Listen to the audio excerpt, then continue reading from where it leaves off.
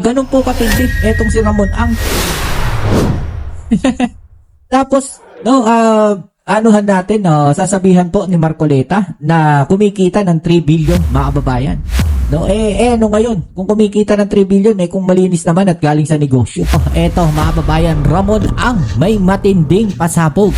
Ibibigay na nga ba sa gobyerno ang Petron, mga kababayan? At meron pa pong isang matindi dyan dahil sinupalpal po niya etong si Senator Marcoleta. Ano na?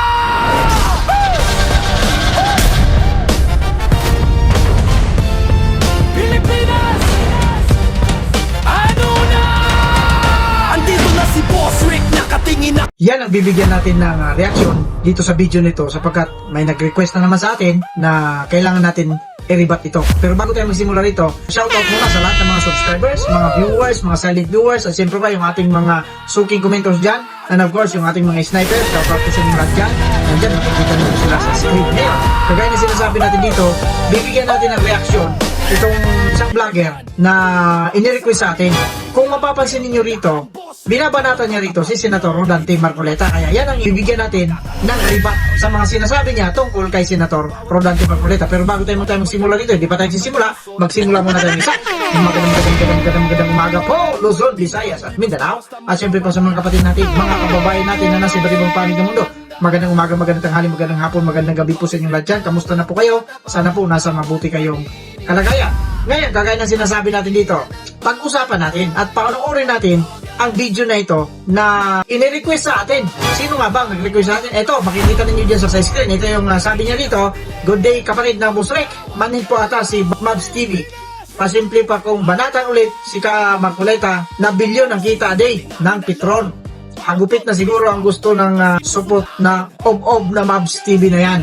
Ito yung bibigyan natin ng malupitang reaction. Granted kapatid, noted, at ito na nga yung gagawin natin ngayon. Panoorin natin yung video para malaman natin kung ano nga ba yung ating i-rebut dito. Kung paano natin i-rebut itong vlogger na ito. Ito, panoorin natin yung video. Pag-usapan natin, mga kababayan, no, eto pong si Ramon Ang, mga kababayan, ay nagalit po.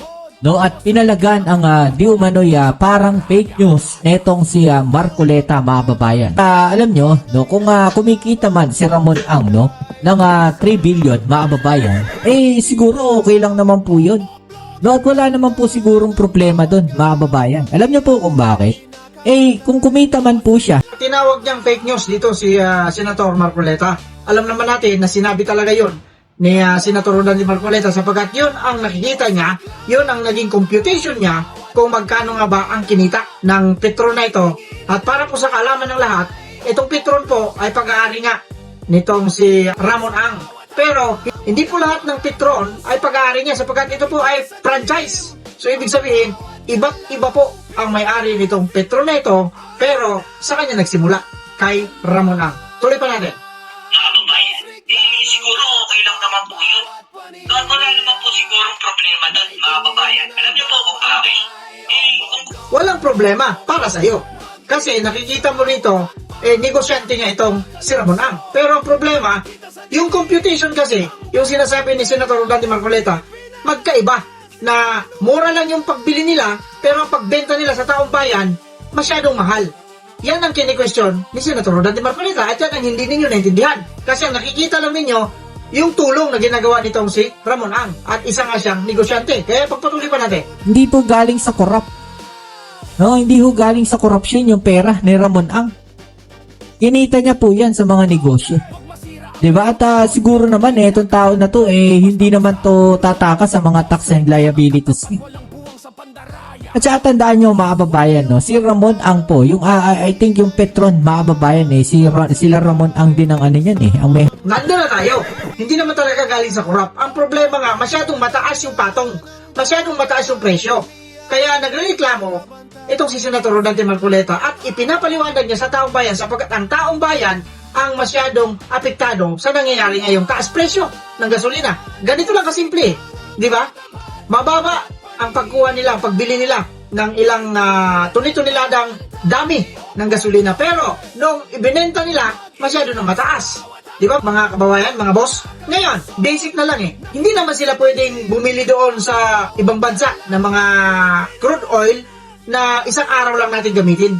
Hindi naman yan bibili yung mga yan, sapagkat may mga depo yan mga yan. Ibig sabihin, tatagal talaga yan ng 30 araw or 60 araw. Ibig sabihin, hanggang 2 buwan ang nabili nila, na-imbak nila kung magkano pa lang ang presyo na pagbili nila. Pero nadatnan sila ng gulo dito sa Middle East at tumaas nga yung presyo, yun ang nangyari. Kaya tinaasan nila. Yan yung tinatanong ngayon ni Senator Rodante Marcoleta, sapagkat meron naman pwedeng mapagkunan ng langis na medyo mababa ang halaga. Kagaya nga ng sinabi niya, makakabili ka ng 45 pesos per liter. Kinumbert niya na sa peso. Makikita naman natin sa mga balibalita. Ngayon, nagtataka siya bakit umabot ng 120 plus yung 1 litro ng crude oil. Ibig sabihin yung diesel. Yun kasi ang pinakamahal ngayon Mas mahal siya kaysa sa gasolina. Hindi kagaya nung araw na baliktad. Pag gasolina noon, kalahati niyang presyo na yan, yun yung presyo ng diesel. Pero ngayon baliktad na. Yung diesel ng mataas, ang gasolina na ang mababa. Pero hindi pa rin mababa. Sapagkat hanggang sa mga sandaling ito, ay malapit na po sa 100. Kung hindi ako nagkakamali, yung iba, 100 na. Kasi iba-iba yung presyo niyan Depende yan kung gaano kalayo sa depo. Kaya i-charge nila yung kanilang mga travel expenses, kung ano-ano pa man yan, doon, syempre, shoulder doon sa taong bayan. Kaya kawawang taong bayan. Yun yung sinasabi natin dito. Wala naman sinasabi si Senator Rodante Marcoleta na galing yung sa nakaw. Yan ang hirap sa atin kasi binibigyan na agad natin ng masamang pakahulugan. Hindi natin iniintindi kung ano sinasabi ni Senator Rodante Marcoleta. Basta mayroon lang tayong masabi rito, mayroon lang tayong mabalita, mayroon lang tayong may content, tapos sasabihan mo pa na fake news si Senator Rodante Marcoleta. Ituloy natin. Kinita niya po yan sa mga negosyo. Diba? At siguro naman itong tao na to hindi naman to tataka sa mga tax and liabilities niya. At saka tandaan nyo mga kababayan, si Ramon Ang po, yung I think yung Petron mga kababayan sila Ramon Ang din ang ano yan ang may... Tignan niyo, hindi pa sa sigurado nang may hawak daw ng Petron ay si Ramon Ang. Inamin niya na mismo ni Ramon Ang na siya yung may-ari ng Petron kapag nabili niya ngayon sa gobyerno at gusto niya raw ibalik sa gobyerno kung papayag ang gobyerno na ibalik. Ito yung problema natin dito mga kababayan at mga boss Yung mga pag-aari kasi ng gobyerno, bakit ibinebenta sa mga pribadong negosyante? Yun ang mahirap doon. Kasi once na naibenta na sa mga pribadong negosyante, yung mga pag-aari ng gobyerno, wala nang pakialam ang gobyerno doon. Hindi na nila kayang kontrolin kung magkano yung presyo na ipapatong nila kagaya ng nangyayari sa atin ngayon. Kaya tumaas ang tumaas, pataas ang pataas yung presyo ng gasolina. Ang problema, sinasabi ngayon ng ating gobyerno na walang krisis sa mga langis. Hindi po ba, mga kababayan at mga boss? Baliktad sa mga totoong nangyayari. Ngayon, ipapanood ko sa inyo kung ano ang sasabihin ng taga Ilocos na isang vice alkalde na dumalo doon sa birthday celebration ni dating Pangulong Digong. Ito, panoorin natin ang video. From Isabela, Attorney Harold Restitution.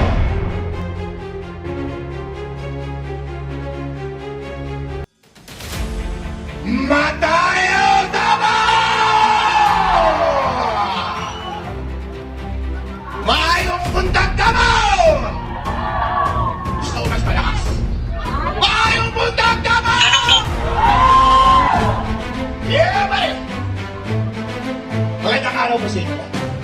Ako po si Atty. Harold Restitution, Vice Mayor ng Reyna Mercedes Isabela. Ang Isabela po ay nasa norte. Isa po ako, Ilocano. Nagtataka siguro kayo, bakit ako nandito? Nandito ako para sabihin sa inyo na ang mga Ilocano, ang mga taga-Isabela, mga taga-Luzon, ay solid Duterte!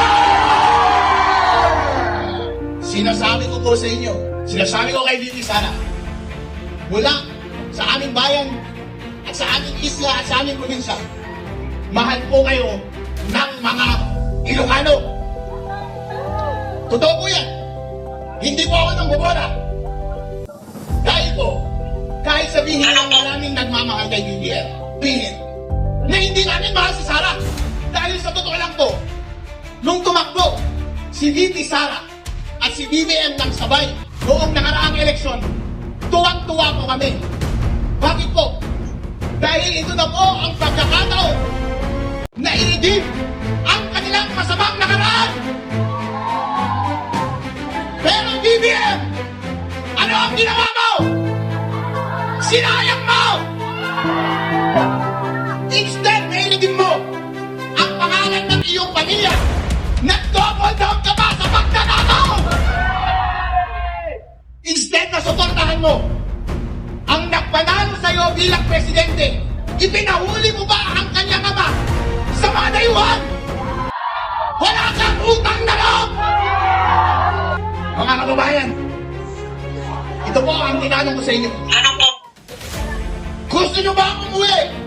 Si President Rodrigo Duterte! Dito ka na ba? BBM, hindi ka nag-iisip. Pag inuna mo ang iyong punsat na si Tambaluslos, isa kang tanga. Gusto mo ba na kapag President na si Bibi Sara ay ipakulong ka rin namin? At ang iyong buong pamilya? Mga walang iya kayong mga senador at mga congressman, gusto nyo bang makulong din kayo?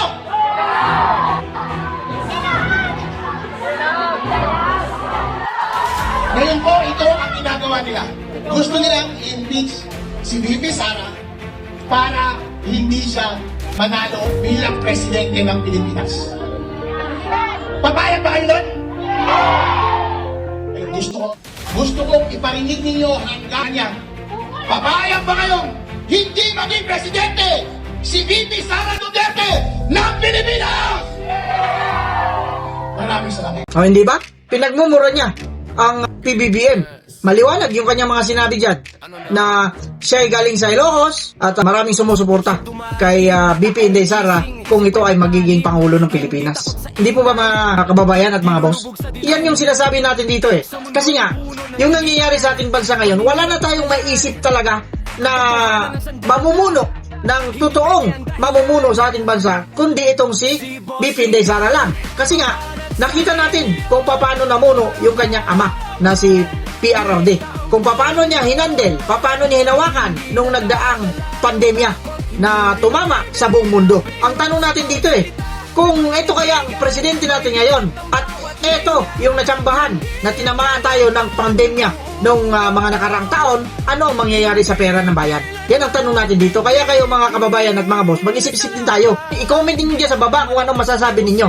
At ang masasabi ko lang dito sa vlogger na ito, nagsasalita lang siya ng pabor para sa kanya. At inaantay ko yung video na sinabi niya dyan sa unahan na sinuplak si Senator Dante Marcoleta ni Ramon Ang. Wala pong nangyaring ganon. Kaya pinutol ko na yung video, mahaba yung video niya, pinutol ko na kasi wala naman talagang sinabi na ganon. Gawa-gawa lang nila ito para sirain itong si Senator Rodante Marcoleta. Mga kapatid, mga kababayan at mga boss, i-comment din nyo sa baba kung anong masasabi ninyo sa video na ito. With that, kagaya na sinasabi natin dito, mag-ingat po tayong lahat. Pero lang sa mga taong, mga olats na kasi yan eh. Olats sila. Wala silang kalagyan. Mga olats kayo.